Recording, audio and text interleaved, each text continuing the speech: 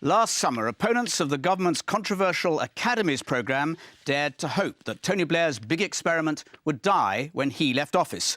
Surely, they thought, Gordon Brown would abandon a policy which they believed to be unfair, failing and a threat to the long-term health of state education. But those hopes have been dashed. The Prime Minister's closest ally, Ed Balls, has decided that the programme should continue. Indeed, the school's secretary has announced that academies are proving so successful that the government wants a lot more of them. So, are these schools the model for a bright new future or a recipe for disaster? That's our big debate.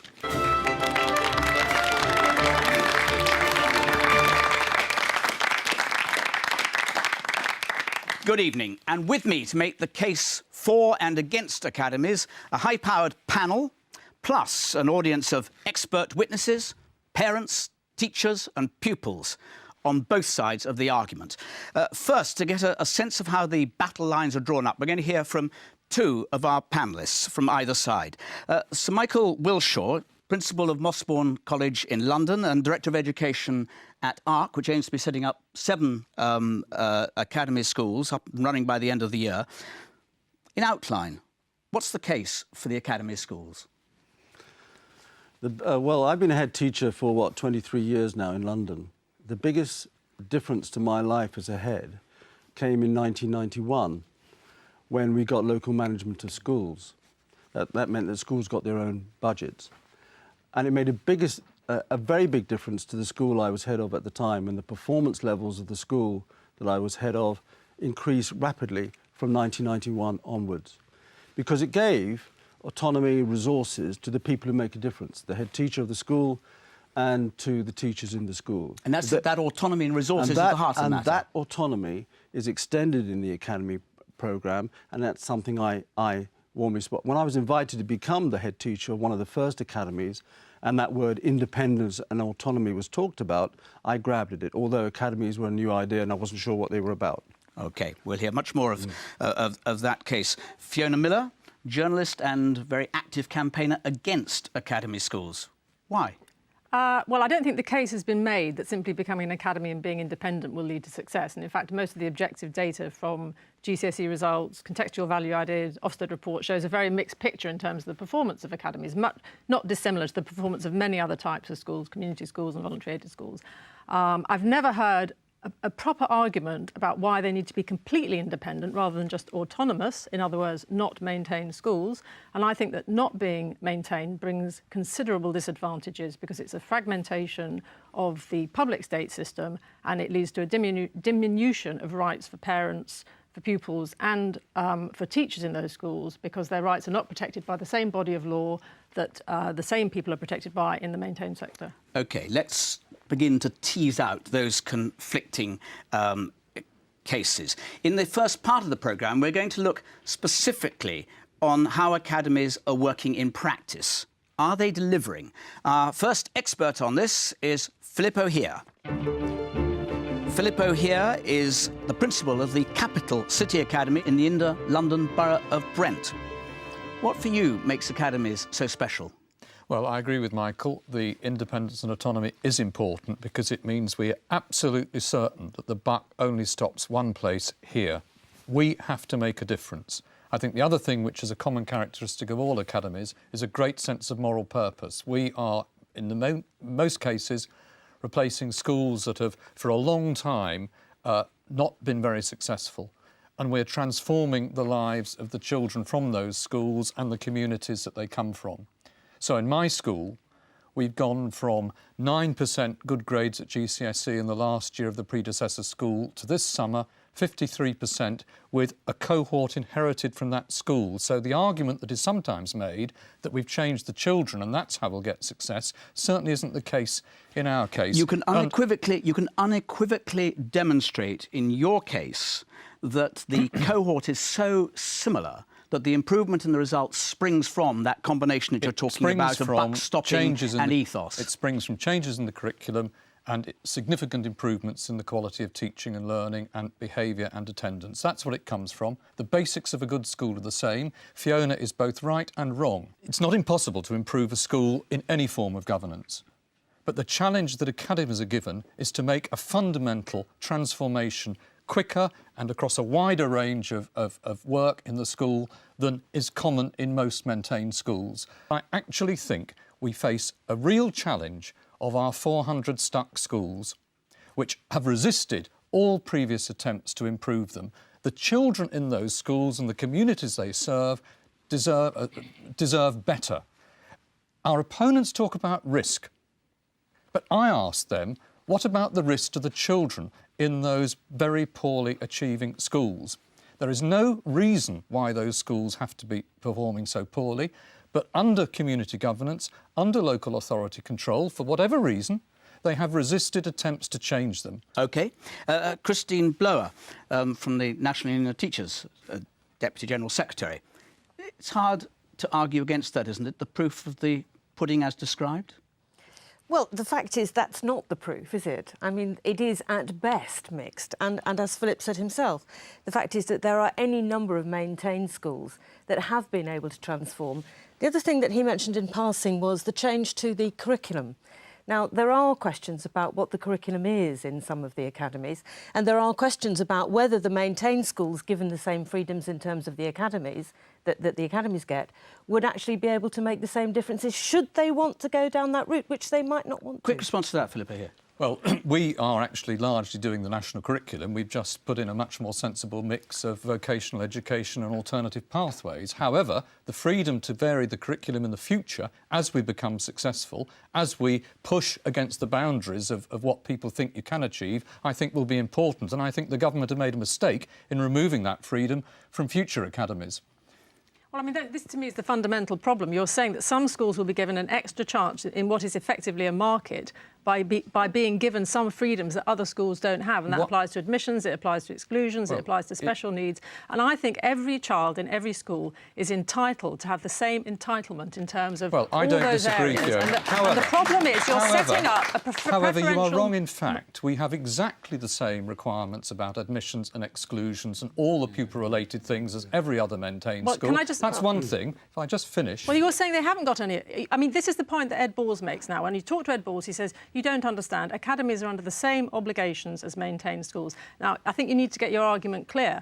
Do you have extra freedoms or do you not have extra freedoms? We have two significant differences from other maintained schools, which are about pay and conditions of teachers and the requirement to follow the whole of the national curriculum. Is your essential, in brief, the essential point you're making is that there are a series of, put it really crudely, a series of unfair advantages, A, and B, you can't even measure whether or not those alleged advantages are delivering? Yeah, because you talk about admissions. I mean, you can vary your admissions quite considerably within the current code and make a difference to your intake and also have a knock-on effect to your neighbouring schools. And that, to me, seems to be not a successful model. If one school improves at the expense of another one, that is a failure. Hold it a second. I'm going to bring in Matthew Taylor here, because you were in at the beginning of this, essentially, by being inside number 10 when these policies were being hatched. You're now Chief Executive of the Royal Society of Arts, and in that role, you are actually sponsoring, and you may go on to sponsor more, academy schools.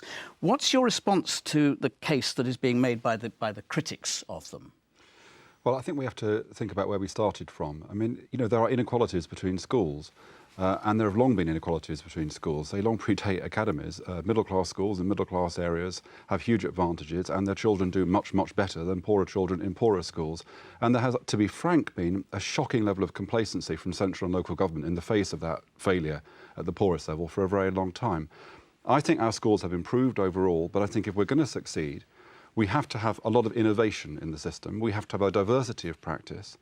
And I think that what academies bring is they bring that kind of imagination, whether it's, you know, the Harris Academies joining together a successful school and a less successful school with a single examination code in order to get the teachers to pull together to improve the results, whether it's what we're going to be doing, which is taking the Opening Minds curriculum, which is a competence-based curriculum, and spreading that throughout the school that we're going to have in the Black Country.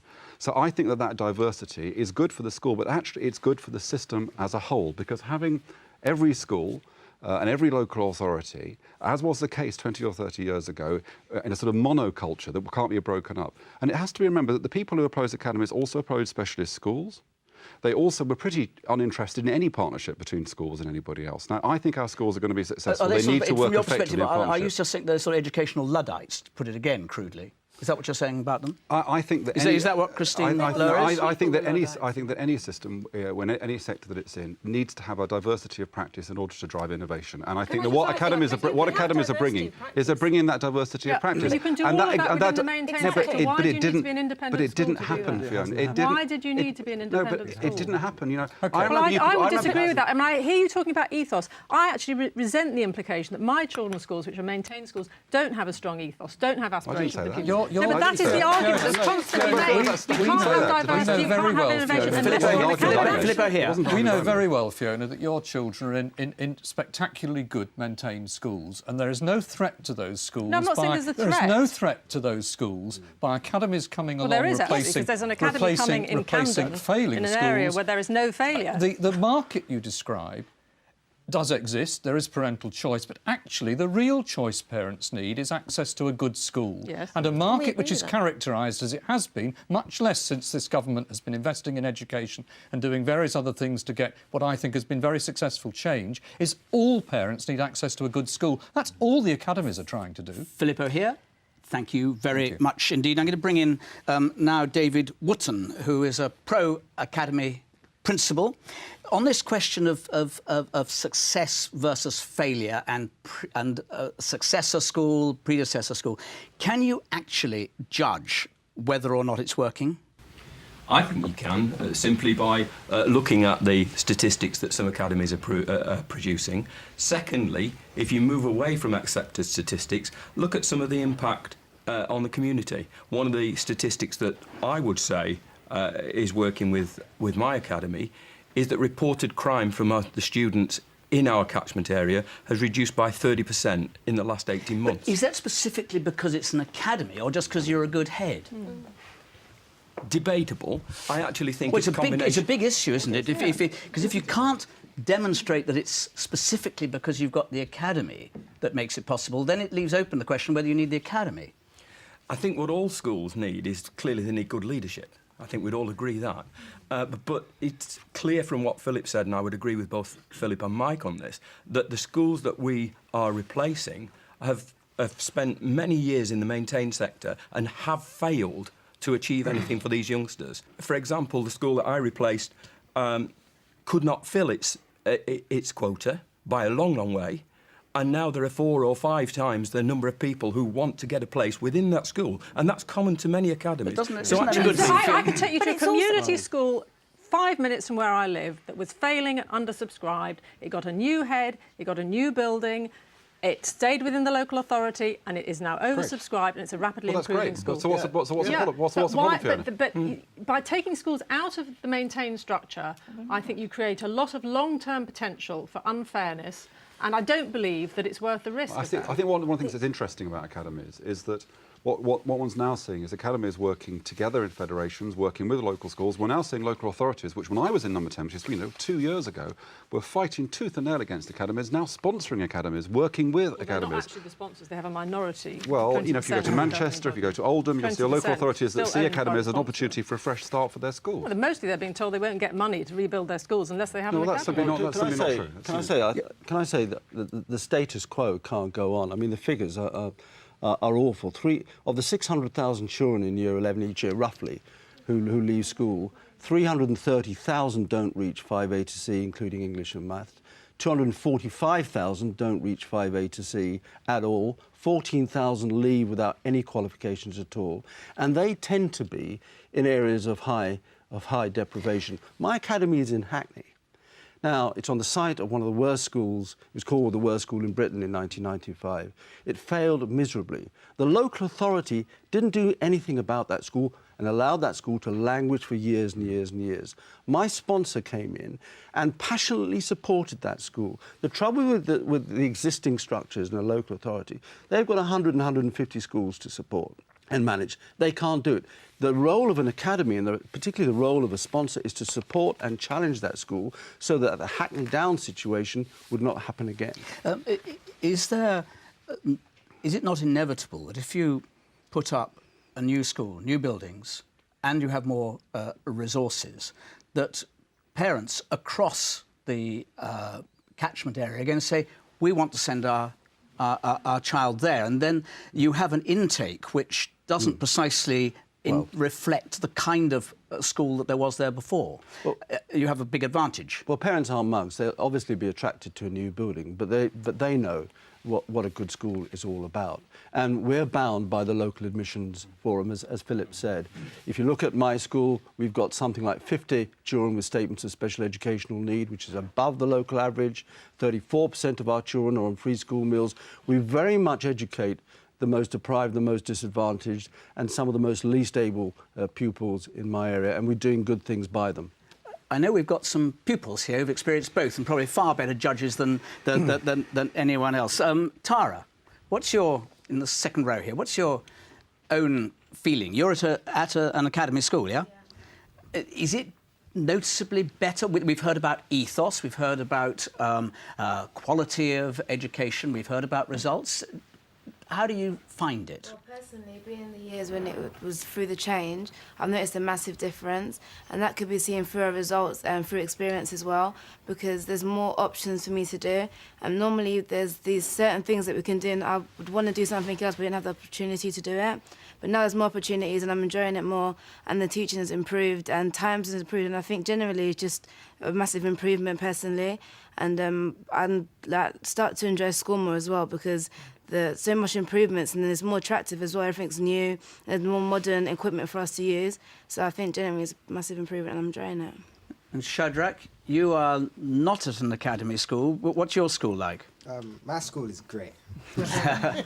Well, basically, my school was really a failing school. And you're not just saying that because I know the head teacher's sitting right beside you. No, sincerely, I do mean it. My school was a failing school. Mr. Cross came, and basically he's turned the school over. Single-handedly, he showed that you don't need to make a school like Academy to change it around. You don't have to basically fund a whole leap of money into a school for it to change around. Because basically my perceptions of Academies is that instead of, how can I put it, instead of putting emphasis on stuff like hard work, good quality teaching, they tend to flood a lot of money into the schools and replace that.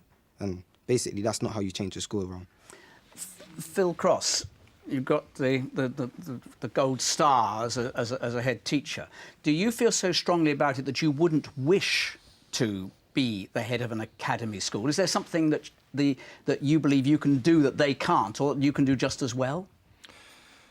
All I can reflect on is 3.5 years in my headship. The school was in special measures, failing, very low standards, like the expert witness we heard in favour of academies. We've been threatened with closure by a local authority. That seems on the surface to be a very good reason to get out of local authority control.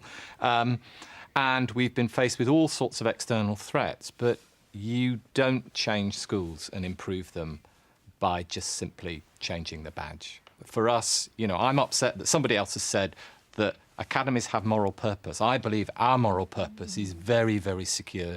And actually, the young people either side of me are a real credit that actually you can do it. Schools are about people, it's about moral purpose, it's about teachers, it's about the local community. And I believe that what academies have done, my anxiety about them, is they've taken my home territory. I choose to work in schools which are challenging because that's what we do. And somehow the Academies unit have somehow said, well, there is a predetermined way in which all schools will improve. And I certainly do not believe that. Have one more go, Michael, at persuading this obviously effective head that he's got the wrong end of the stick, because you can't disagree, I suspect, with anything that he's said about what he is managing to achieve. So why should he think that it's great to have the academies alongside? Well, I can do possibly things which you can't do. I mean, we mentioned resources, and I mentioned that my previous school's performance improved when I got LMS, when the budgets came to the school. Now, the fact that I'm an academy, I don't get 85% of the budget, I get 100% of the budget. Now, I buy some services back from the local education authority, but not much. I use a lot of that money to retain good staff, because they're the people in my institution that will make the difference. That's one way I've improved the school as an academy. Another way is of introducing my own contract, or the governors have introduced a contract, which asks staff to work longer than the national norm. If I was a part of the LEA, I might not have been able to do that.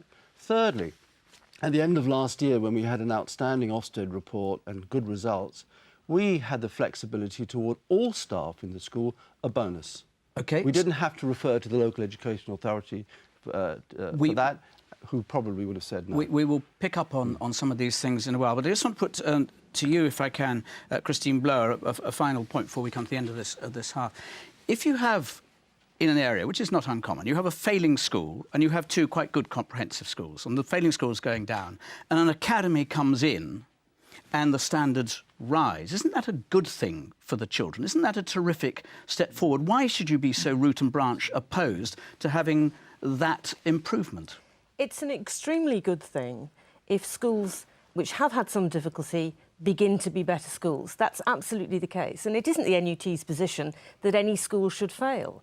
But what we do think is that if you suddenly get an academy come in and the two comprehensive schools that have been doing really rather well are then somehow or other unbalanced by the fact that you've got another school in the middle there, which is suddenly apparently more attractive, then that isn't good for actually the whole of the system locally, is it? Our position is this, that if you want good schools everywhere, then what you do is have a similarity of purpose across all the schools. Why engender a dissatisfaction by saying this type of school is so much better? It isn't the type of school that's better. I agree with Matthew. Diversity of practice is fine. Diversity of institutions is not fine. Diversity of practice within institutions is what we need. You take us perfectly to where we're going to pick up in a moment. We're going to take a pause. Join us after the break for the second part of our big debate.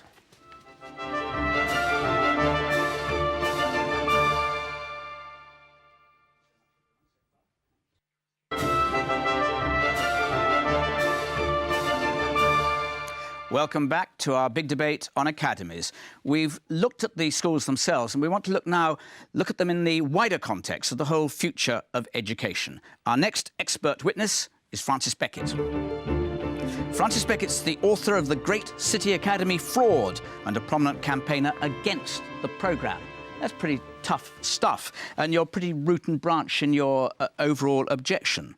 What's wrong with benefactors bringing new money into schools, putting their money where their mouth is? Absolutely nothing wrong with benefactors bringing new money into schools. What's wrong is that the companies, the churches, the various religious organisations that run large numbers of academies have absolute control over the schools. What's wrong is that they have 50% of they have an inbuilt majority on the governing body. They take schools out of the control of the people who I think ought to be controlling them, the parents, the pupils, the teachers and the local community.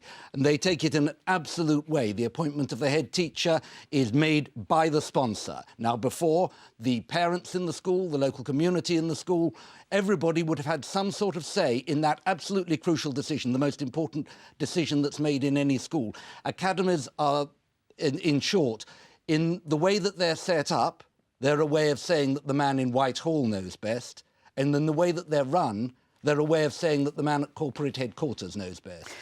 Are parents, you talk up parents as having a sort of central role at the moment, but aren't they going to say, I'm not really terribly worried about these sort of rather ideological, structural points.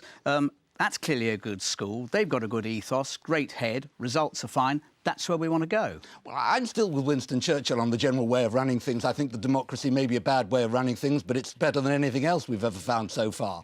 I also think that, by and large, parents think they're the best people to show you how the school can best be improved. And I certainly always thought that when I was a parent and I was a governor briefly of a school that one of my children went to. And I felt that I had a real say in it. I felt that if there was a problem with the standards, which as it happened, there wasn't, it was an extremely good state-maintained school, but if there was a problem, that I was in a better position to do it than somebody in a faraway academy office who was controlling the school, who was running it theoretically for my benefit and for my children's benefit, but that parents themselves would feel, not that it's an arcane theoretical idea that they should have a representative on the governing body, but that they themselves should have some sort of say, because they're the best people to say how it's done. Matthew Taylor, respond to that thought, or how compelling do you find the thought that this is sort of central control, state control from the centre, and that the people who ought to be having a very big say and having choice really don't? Well, I think there's a number of points. The first one is, you know, as a lot of academy critics do, you posit a world before academies which I don't recognise. Joseph Rowntree did, for example, a major report last year on governing bodies of poor schools, and they found that, generally speaking, they were weak.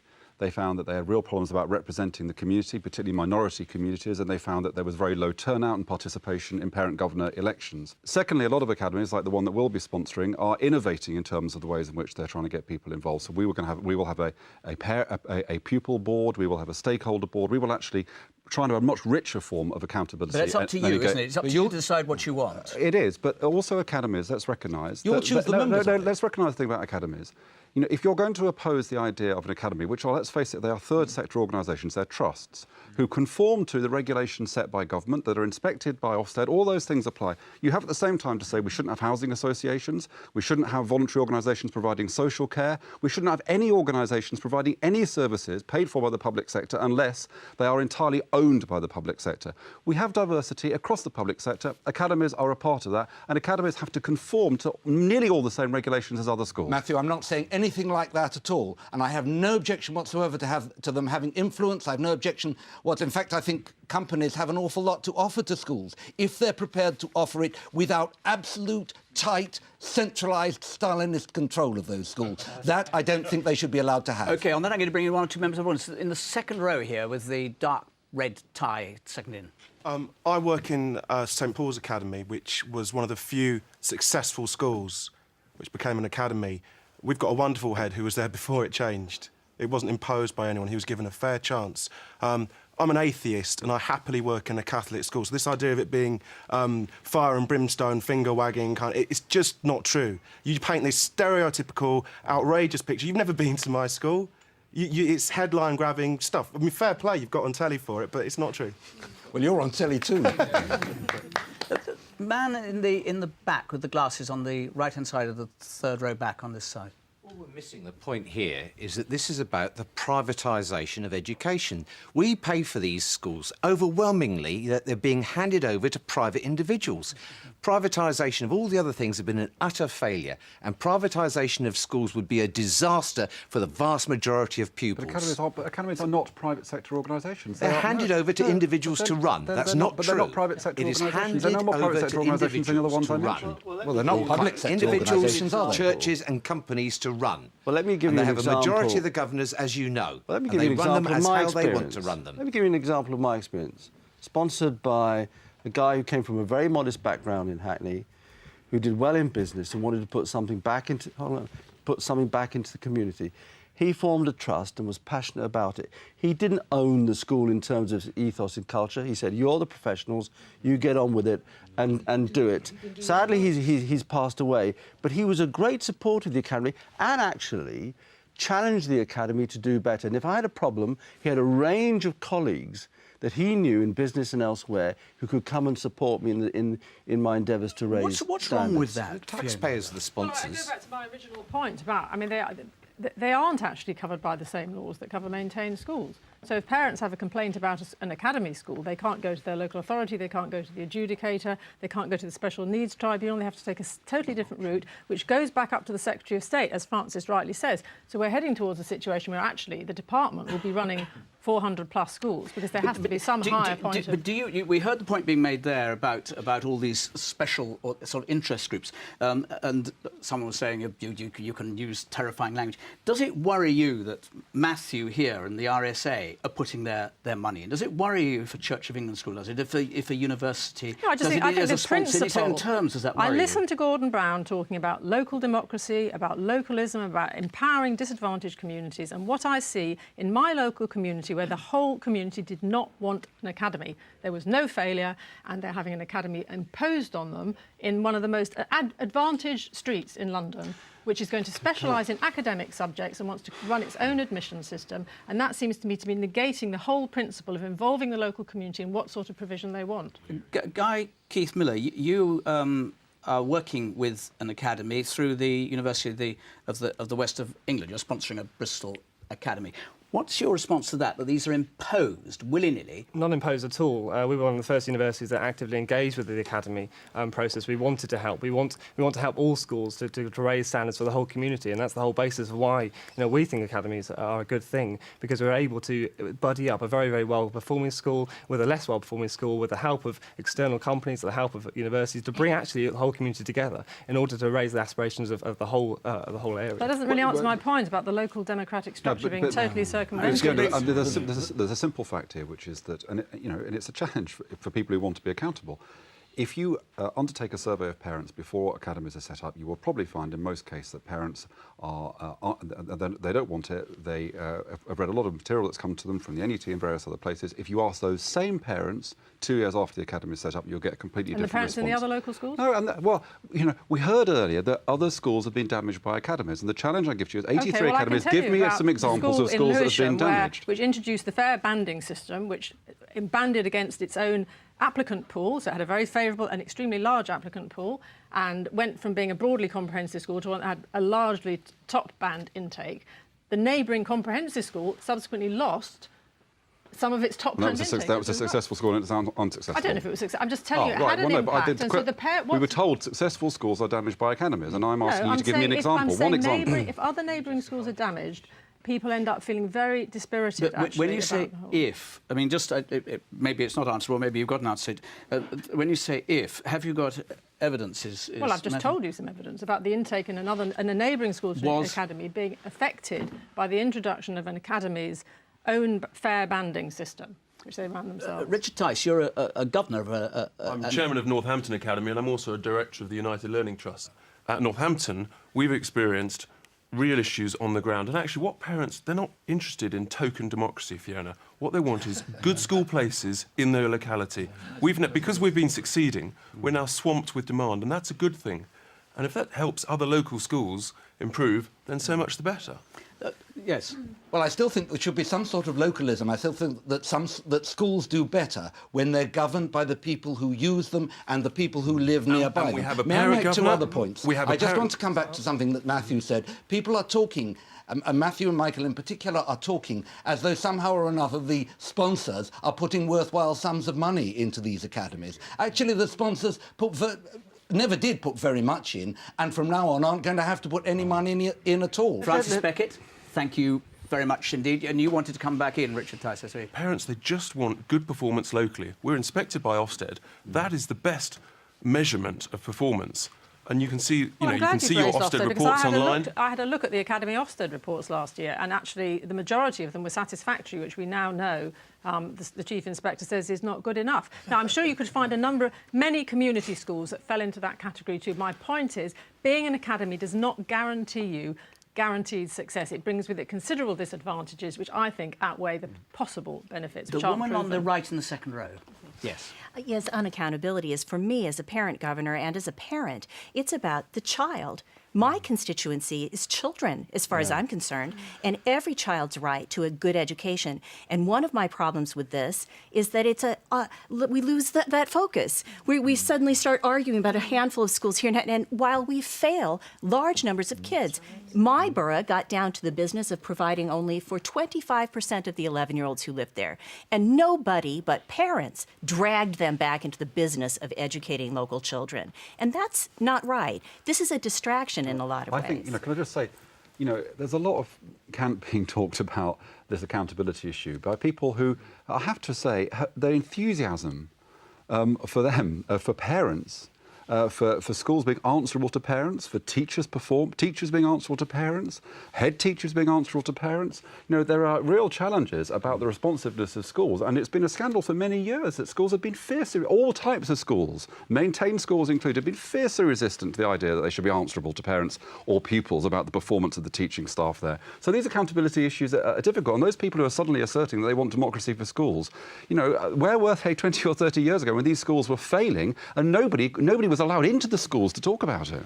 Christine Blair. Well, quite possibly they were teaching then and they're not teaching now. The fact is that the NUT has always been very keen to work with parents, and we have worked very successfully with parents.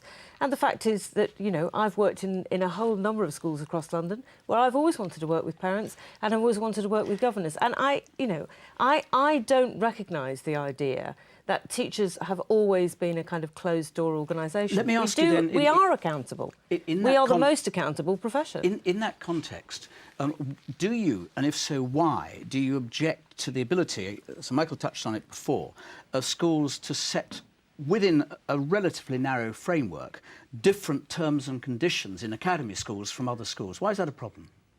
Well, the reason that it's a problem is because we think it's a good idea that teachers will be able to move across and around the country and enjoy the same Well, they can have a types of different conditions. contract, can't they, if they went to an academy school? They don't have to go to the school, but they could say, we'll go and we'll accept that it's different and they benefit hours. financially as well. Well, the question is why the schools want to do that. Now, what we want is to make sure that every school is well staffed with the best possible teachers that it can have. So we don't want there to be a market in teachers. We want all schools to be good, all schools to be Are you saying you successful, can't have a market all at all? schools to have... No market at all, you're saying, so you can't... If he wants... If Mike wants to get a really good teacher who's prepared to come in at 8 o'clock in the morning and stay through to 6 in the evening and do extracurricular stuff, and is prepared to pay them more for longer hours, you say no to that? What I say is that I can't see why it isn't possible for all schools to pay teachers a lot better so that actually we can have good teachers everywhere. Christina, that's not really answering the question. That may well be valuable, as it were, in its own terms. But can you come in on that? Do you have a worry about that as well, or not? Well, I just don't like the idea that some schools have a competitive advantage over others simply because of their status. And I mean, I was interested to hear Matthew talking about 20 years ago. I mean, 20 years ago, I was a parent governor in a failing school that was turned round by the parents getting stuck into the governing body and making a difference. But Fiona, schools do have competitive advantages over other schools. You know, yes. go to, you know, I could take you around the boroughs of London. Yes, I could tell you that. without any academies which were the schools. Though. No, but well, the question is, do you stand back from that status quo, or do you try and do something yeah, about I it? Think what we need to And do that status about quo has led to consistent, I've campaigned consistent failure in those schools. And Academies is taking some of those schools that have and let's just take an issue about this question of teachers. You know, minority communities in many parts of London were so frustrated at the utter failure to tackle low expectation culture, particularly amongst Afro-Caribbean kids. They set up supplementary schools. They took their own time and energies because they knew these kids are being systematically failed by schools, right?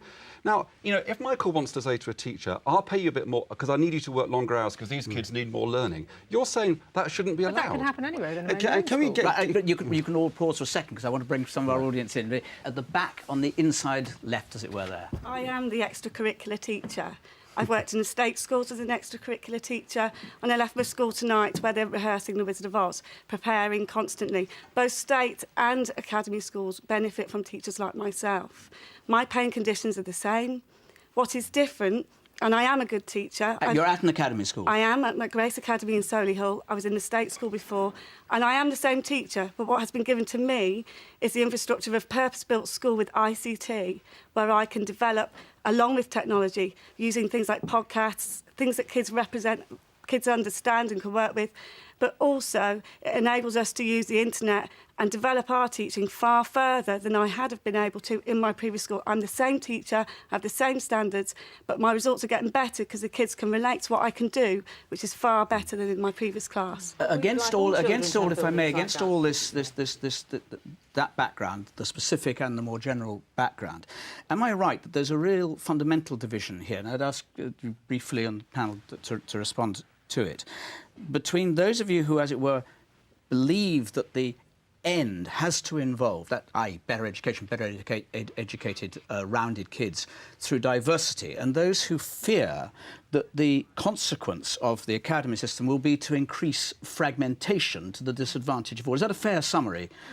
First, Fiona, you first. Very briefly. I'm not against diversity at all, and I don't like the way anybody who's against academies is lumped into this sort of group of Luddites that don't want any progress in education. There's a lot of radical reform I would like to see in education. I mean, it's a separate discussion, but I think there are a lot of things we could be doing that would be more effective than simply putting pressure on local authorities to lose their schools to private sponsors who, frankly, have not yet demonstrated that they're any better than local authorities in every case. Sir Michael.